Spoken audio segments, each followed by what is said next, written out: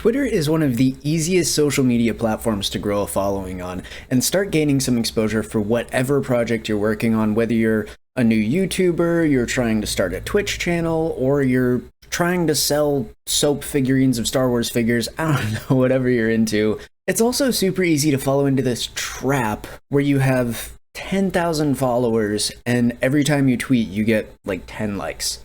And unfortunately, most of the advice that you're going to find on YouTube for growing a Twitter following is going to put you right into that trap. So to combat that shitty info, I put together 5 tips that helped me go from under 200 followers to over 1,000 followers in just a couple months. I know these things work. They can work for you too. So let's just get right into it.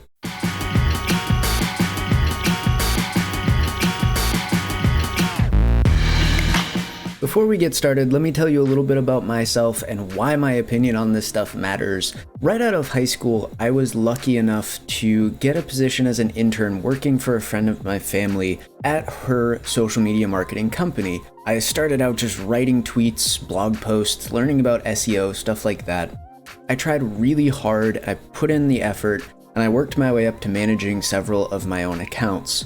But I was young, I was like 18, 19 years old, and I made a really stupid decision to stop doing that. And I've regretted it ever since. But I returned a little while later, started doing freelance work, and I managed everything that I could get my hands on, from personal brands to writing content for real estate offices and acne cream. I literally did everything. Now I'm trying to use that experience to help people who are content creators or trying to start their own small business to use social media more effectively and start seeing some actual benefit from it instead of just empty vanity follow numbers, which is what you're going to end up with if you're not consciously approaching your social media presence. So the first thing you're going to want to do, number 1, is spend some time setting up your profile properly, like professionally. Take a look at some high-end accounts, some brand accounts that you really enjoy. Look at how they do their bio, look at how they do their header, and look at how they do their profile picture. Look at pinned tweets, things like that. You want to put as much info as possible into those first little bits that people are going to see right up there at the top to push them to drop a follow. Not just empty follows either, people who are actually interested in what you're about. That's why these first little snippets are so important. You want to get out into the world immediately what your content is, what your purpose on Twitter is. For example, if you're a Twitch streamer, don't just put, "I like games and I stream on Twitch." Like, everybody knows that, honestly. If they're coming to your profile, it's probably because they've come from another streamer's profile and they're already assuming that you're a streamer. You don't need to publicize that fact. You can put what platform you're on, that's fine, but try to share some more personal info about yourself. What type of games do you enjoy playing?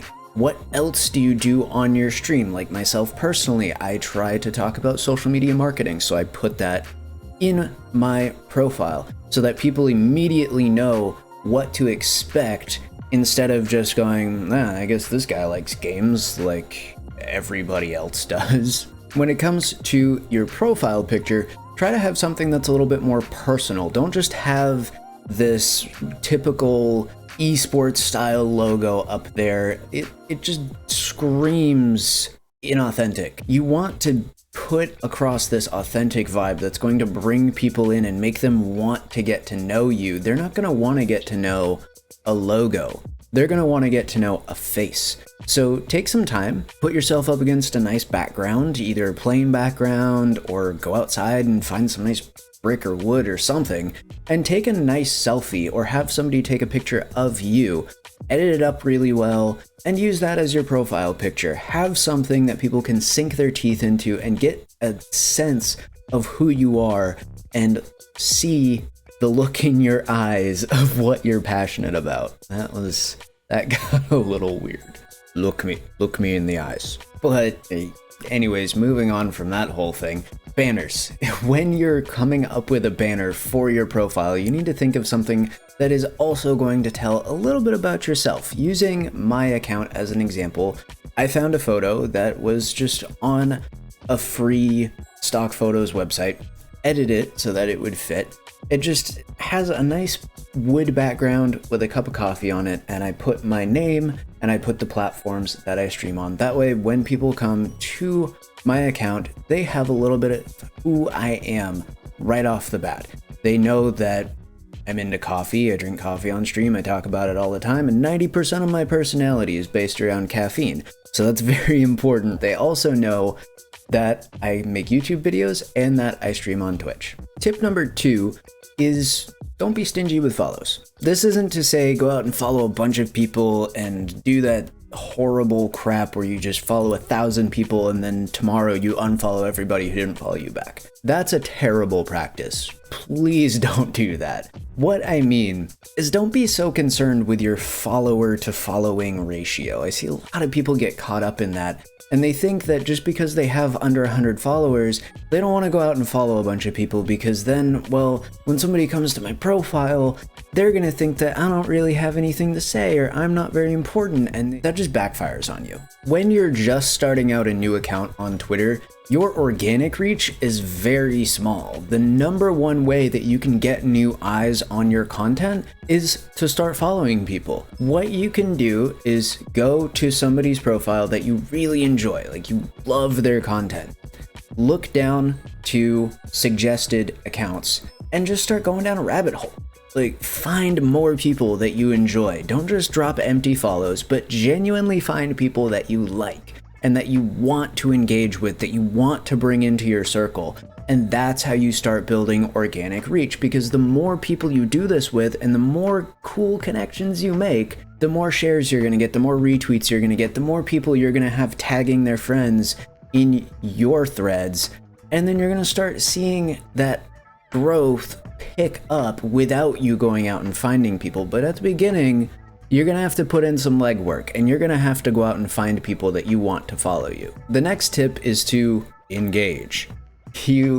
That was super nerdy. The whole thing behind Twitter is engagement. So one way that you can really start to spread your name out there and get people familiar with your face in the community that you are a part of is a very simple technique that social media marketers have been using for a while. Gary Vee has a very similar technique. All you have to do is write down 10 hashtags that are related to the community that you're trying to build a presence in. Then find 10 tweets on each of them and comment on each one. Once you get used to it, might sound like a lot, but it'll take you about a half hour. So that's 100 comments a day. You can expect about 10% of the people that you engage with to come to your profile and drop a follow. This starts building your exposure. It starts building it in an organic way of people who you're actually engaging with instead of just people dropping an empty follow back. They're going to come to your profile and check you out because of your insightful comment, not just because they saw you pop up in their notifications. This might not sound like a lot, but if you do the math, that's about 300 followers a month. Once you start getting that rolling, that 300 followers a month is going to start getting added onto by the people who are naturally following you through retweets and tags and things like that. So if you're doing this regularly, you're looking at thousands of followers over a very short period of time relatively, compared to if you were just yeeting tweets out there and not engaging with anybody. Next tip is post regularly and post strategically. If you're only posting once a day, that's limiting your potential reach. Once you start getting that organic reach going, you're going to be relying heavily on retweets and things like that to get your exposure. If you're only posting once a day, then you're missing out on all of these people that might have seen your tweet but just weren't on at that one time. I recommend posting 3 to 5 times a day. 5 if you're just starting out and you're trying to get that ball rolling. And once you start getting a little bit of momentum, you can go down to maybe 2 or 3. if you're posting them at times that are good for your personal community. There's no magic hour to tweet. You're gonna have to do some work on your own, checking your analytics and figuring out when most of your community is active. And then if you're noticing, okay, well, I have a little bit of a burst in the morning, my tweets seem to do really well, and then it dies down around noon, and then say 3 to 6, I tend to do really well. Focus your content on those brackets, and if you're not available, think up some tweets ahead of time and use a site like Hootsuite. Site like Hootsuite always gets me. It got me in the last video too. I don't know, some things are just hard to say. But anyways, back to the point. Use a site like Hootsuite to schedule your tweets instead of just feeling like you have to be on Twitter all the time. You can start making this a little bit more of an automated process. You don't have to type out every tweet and send it manually. Just make sure that you do set aside some time each day if you're scheduling to go back and reply to comments, because that's a very important way of ranking yourself in the algorithm. If you're going in and responding and starting these conversations in your own threads, then that places you higher on those people's feed when they check later on, because you already have a connection and Twitter recognizes that and they start placing you in a more prominent spot. Something that follows along with this train of thought is posting content that fits your niche and content ratio. Posting content that is relevant to your niche is rather self-explanatory. You hear niche thrown around by every social media guru. You have to narrow down what your content is about.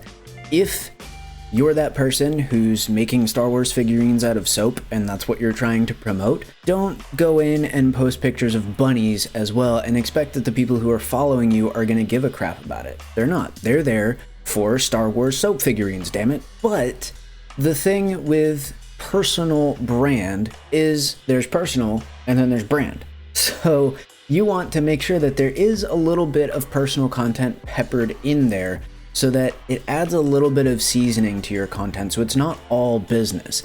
If it's all business, people are going to slowly start to get tired of it, and there's not going to be that personal connection there that keeps people coming back for more and keeps them invested in your tweets. When they see your profile picture pop up, you want them to be excited, and sprinkling in a little bit of personal content is going to keep that connection going.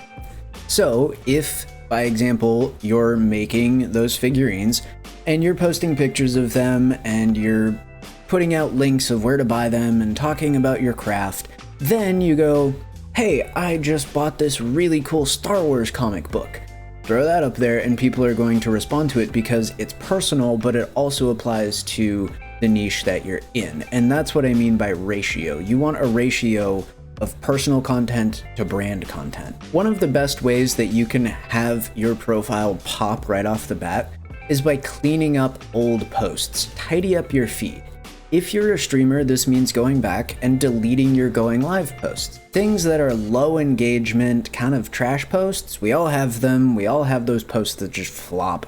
Delete them. You want your feed to showcase your best content for somebody just stopping by. Think of your feed as your portfolio of content. Like if you're a photographer, you're not gonna put those photos in your portfolio that just didn't quite pan out, they're sort of out of focus, the exposure was wrong. You're not gonna show that off to a potential client. So if you're looking at your feed in a similar way, why would you put your shitty tweets that didn't get a whole lot of engagement in front of the public eye where everybody can come by and go, oh wow, he had a really bad tweet yesterday.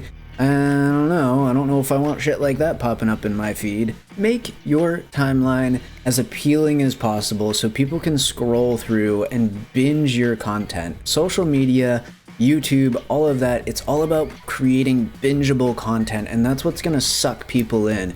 And if that binge is broken up by poorly worded, low engagement tweets or random links, they're just not gonna be that interested. Once every couple of days, go through and take out the trash. It's that simple. Well, that wraps up this video. Thank you everyone for watching. If you enjoyed it, you got some use out of it, make sure that you like and subscribe. I really appreciate it. I'm gonna be doing videos every week about Twitter, social media marketing in general, branding, helping you guys step up your social media game so that you can start seeing some growth and quality engagement to go along with that growth. Stop by my Twitch channel if you'd like to chat in person. I stream 3 times a week. You can find my schedule over there. It does change slightly based on my work schedule, but I start out every stream with a just chatting segment, talking about social media, talking about the things that we covered on the channel, but in a little bit more personal fashion, Q&A style, and then finish up the stream with a couple hours of games, chatting about personal stuff, hanging out with everybody. It's a lot of fun. But I hope everyone enjoyed this video, and I will see everyone soon.